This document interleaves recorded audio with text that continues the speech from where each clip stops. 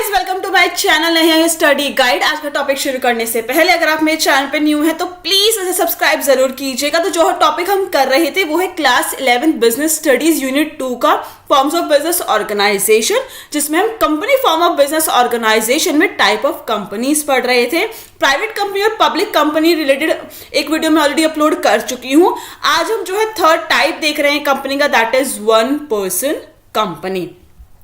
तो one person company कौन सी होती है? It is incorporated as a private company which has only one member. One person company भी प्राइवेट कंपनी की तरह ही होती है, उसके फीचर्स भी कुछ प्राइवेट कंपनी की तरह ही होते हैं बट कुछ डिफरेंट होते हैं, बट वो प्राइवेट कंपनी ही कहलाई जाती है विच हैज ओनली वन मेंबर। लेकिन एक डिफरेंस क्या है कि वन पर्सन कंपनी में सिर्फ एक ही मेंबर होता है।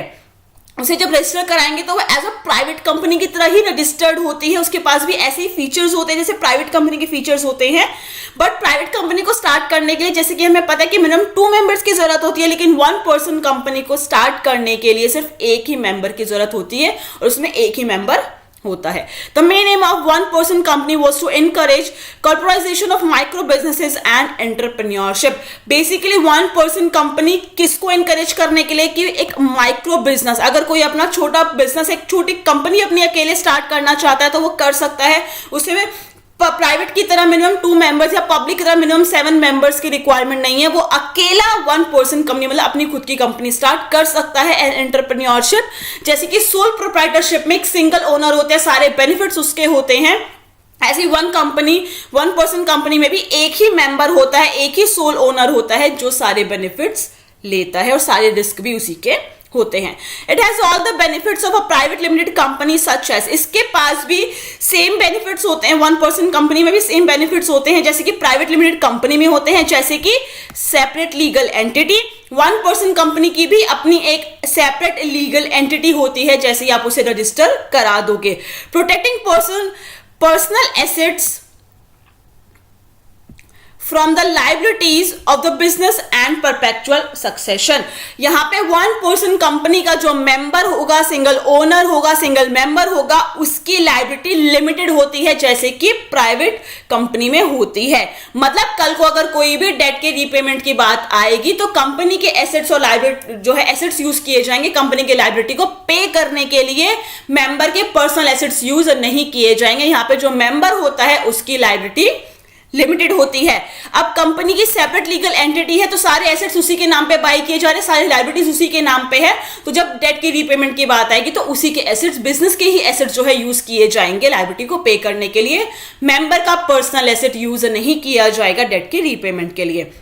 एंड परपेचुअल सक्सेशन जैसे कि फॉर्म करने के लिए एक प्रॉपर जो है लॉफुली तरीके से एक प्रोसीजर को फॉलो करके कंपनी को फॉर्म किया जाता है, ऐसे उसको एंड करने के लिए भी जो है एक प्रॉपर लॉ पूरा फॉलो किया जाएगा। एक मेंबर है, ठीक है, ये सिंगल मेंबर है, पर कंपनी की अपनी एक अलग सेपरेट लीगल एंटिटी है, तो इसका मतलब ये नहीं है कि ये मेंबर मर जाएगा तो कंपनी बंद हो जाएगी। ये कंपनी आगे कंटिन्यू रहेगी। कैसे रहेगी? नॉमिनी की हेल्प से, वो हम आगे देखेंगे अभी। Characteristics of a one person company. सबसे पहले तो वन पर्सन कंपनी का मेंबर कौन बन सकता है? पहला तो वो नेचुरल पर्सन होना चाहिए है। सबसे पहला वो नेचुरल पर्सन होना चाहिए जो वन पर्सन कंपनी का जो है मेंबर बन सकता है। यहाँ पे नेचुरल पर्सन क्यों कहा गया है? जैसे कि हमें पता है कि एक कंपनी की अपनी सेपरेट लीगल आइडेंटिटी होती है। कंपनी को आर्टिफिशियल पर्सन कहा जाता है क्योंकि उसके नाम पे एसेट्स बाय किए जा सकते हैं, लायबिलिटीज जो है उसके नाम पे हो सकती है, बाहर से हम लोन्स उसके नाम पे हम ले सकते हैं, कोर्ट में जो है केस कर सकता है, कंपनी किसी के नाम पे केस कर सकती है, कोई कंपनी के नाम पे केस कर सकता है, बट वो रन नहीं कर सकता, ईट नहीं कर सकता, ब्रीथ नहीं कर सकता। इसलिए हम उसे आर्टिफिशियल पर्सन कहते हैं जो कि लॉ की हेल्प से बनाया गया है। तो अब एक कंपनी जैसे कि कोई एबीसी लिमिटेड कंपनी है, वो अपने नाम से एक वन पर्सन कंपनी स्टार्ट करना चाहती है, तो क्या वो स्टार्ट कर सकती है? क्योंकि भाई कह सकते हैं कि भाई ये कंपनी है, इसकी अपनी आइडेंटिटी है, ये भी एक आर्टिफिशियल पर्सन है, तो इसके नाम पे एक दूसरी कंपनी क्यों नहीं ली जा सकती? इसलिए नहीं ली जा सकती क्योंकि एक कंपनी जो है आर्टिफिशियल पर्सन मानी जाती है। तो एक कंपनी के नाम पे एक वन पर्सन कंपनी स्टार्ट नहीं की जा सकती।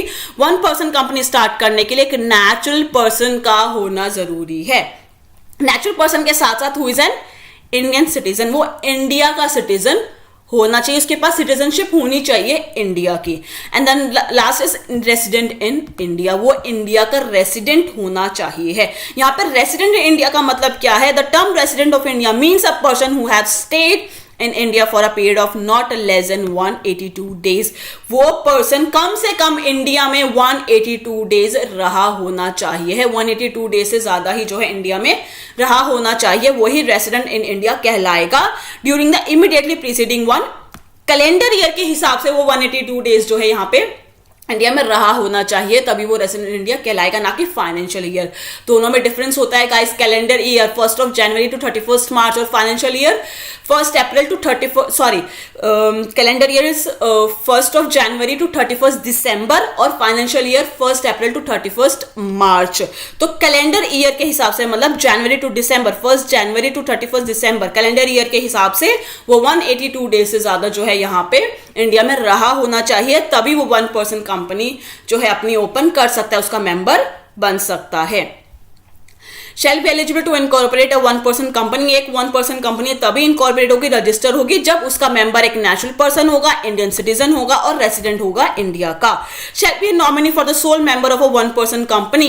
अब जैसे कि हम बात कर रहे थे कि एक नॉमिनी का होना बहुत ज्यादा जरूरी होती है। नॉमिनी का नाम जो है कहाँ मेंशन किया जाता है? MOA में, मेमोरेंडम ऑफ एसोसिएशन में नॉमिनी का नाम मेंशन किया जाता है कि हाँ कल को भाई अब एक सिंगल ऑनर, एक सिंगल मेंबर है, कल को वो मर जाता है, उसकी डेथ हो जाती है कोई और रीजन की, जैसे वो जो है कंपनी को आगे नहीं चला पा रहा है, तो जो नॉमिनी का नाम मेंशन किया जाता है मेमोरेंडम ऑफ एसोसिएशन में, वो आगे कंपनी को देखता है। जैसे कि जो मेंबर है कंपनी का, उसका नाम है ए और उसने अपनी मेमोरेंडम ऑफ एसोसिएशन में अपनी एक रिलेटिव का या अपने फ्रेंड का या अपनी वाइफ का नाम जो है एज ए नॉमिनी लिखा है कि कल को मैं मर जाऊंगा तो ये मेरी कंपनी को संभालेगा। पर नॉमिनी के लिए भी सेम रूल्स लागू होते हैं कि वो नेशनल पर्सन होना चाहिए, इंडियन सिटीजन होना चाहिए और रेसिडेंट इन इंडिया होना चाहिए है। तो नॉमिनी का नाम कहाँ मेंशन किया जाता है? MOA में। लेकिन हम MOA में ऐसे ही हम किसी का नाम नहीं लिख सकते हैं, उसका एक रिटन कंसेंट होना जरूरी है कि हाँ भाई वो अपनी मर्जी से हमारा नॉमिनी बन रहा है, हमारी कंपनी का नॉमिनी बन रहा है। No person shall be eligible to incorporate more than 1% company or become a nominee in more than one such company। कोई भी पर्सन जो है एक, अगर वो एक 1% कंपनी का मेंबर है तो वो उससे ज्यादा जो है और कंपनी को रजिस्टर नहीं करा सकता है 1% कंपनी को। और एक नॉमिनी जो है एक से ज्यादा कंपनी के नॉमिनी नहीं बन सकता है। अगर 1% कंपनी की बात हो रही है तो वो एक ही कंपनी का नॉमिनी बन सकता है। अब कल को सारे जितने भी मेंबर्स है वो 4 कंपनी का नॉमिनी है और चारों मेंबर्स को जो है दिक्कत हो जाती है, वो कंपनी को आगे चला नहीं सकता, तो वो चारों कंपनी कैसे चलाएगा? तो चारों कंपनी का नॉमिनी है तो नॉमिनी जो है वो एक ही कंपनी का नॉमिनी होना चाहिए और जो मेंबर है वो भी 1% कंपनी की अगर बात करें तो वो एक ही 1% कंपनी को जो है चला रहा हो, उससे ज्यादा ना चला रहा हो 1% company. No minor shall become a member or nominee of the 1% company who can hold share with beneficial interest। Minor ना तो मेंबर बन सकता है, ना ही नॉमिनी बन सकता है, ना ही जो है उस कंपनी के शेयर्स अपने पास रख सकता है। माइनर को यहाँ पे इन्वॉल्व नहीं किया जाता है, वो एडल्ट 18+ होना चाहिए है अगर उसे मेंबर बनना है 1% कंपनी का या नॉमिनी बनना है उस 1% कंपनी का। 1% company can not convert to voluntary into any kind of company. 1% company को जो है इजिली एक कंपनी किसी और प्राइवेट कंपनी में कन्वर्ट नहीं कराया जा सकता। कराया जा सकता है लेकिन उसके लिए कुछ जो है उसे गाइडलाइंस पूरी करनी पड़ेगी, जैसे कि 2 इयर्स उसके एक्सपायर हो जाने चाहिए जब उसने डेट ऑफ इनकॉर्पोरेशन, जब उसने रजिस्टर कराया है अपनी कंपनी को रजिस्ट्रार ऑफ द कंपनी में, उसको 2 साल हो जाने चाहिए हैं, except when paid up capital जो है 50 लाख रुपीज से एक्सीड कर गई हो, क्योंकि 1% कंपनी की कुछ लिमिटेशन होती हैं कि 1% कंपनी की जो पेड अप कैपिटल है वो 50 लाख और एनुअल टर्नओवर जो है 2 करोड़ तक ही हो सकता है। 50 लाख से कम या इक्वल टू 50 लाख रुपीज हो सकता है पेड अप कैपिटल, और जो टर्नओवर है एवरेज एनुअल टर्नओवर है वो लेस देन 2 करोड़ या फिर इक्वल टू 2 करोड़ अगर है तो वो 1% कंपनी कहलाती है। लेकिन अगर किसी भी 1% कंपनी का paid up capital 50 lakh rupees से एक्सीड कर जाता है, ज्यादा हो जाता है, और annual turnover average annual turnover जो है 2 करोड़ रुपीज से ज्यादा हो जाता है, तो वहां पे 1% कंपनी को एक बेनिफिट मिलता है कि with in 6 month with in 6 month जो है वो अपनी कंपनी को प्राइवेट कंपनी में कन्वर्ट करा सकती है, अगर वो चाहती है तो विद इन 6 मंथ जो है वो अपनी कंपनी को कन्वर्ट करा सकती है। One person company cannot carry out non-banking financial investment activities including investment in securities of any corporate. One person company non-banking financial investment activities नहीं कर सकती है। Non-banking financial investment activities मतलब related to loans, advances, ये activities perform नहीं कर सकती है। किसी और corporate में जो है उनके shares and debentures में किसी भी corporate के invest नहीं कर सकती है। आई होप गाइस कि आपको एक टॉपिक क्लियर हो गया कि 1% कंपनी कौन होता है। नेचुरल पर्सन होना चाहिए, इंडियन सिटीजन होना चाहिए, रेसिडेंट इन इंडिया होना चाहिए। सेम ही नॉमिनी के लिए होता है। कोई माइनर ना ही 1% कंपनी का मेंबर बन सकता है, ना ही नॉमिनी बन सकता है।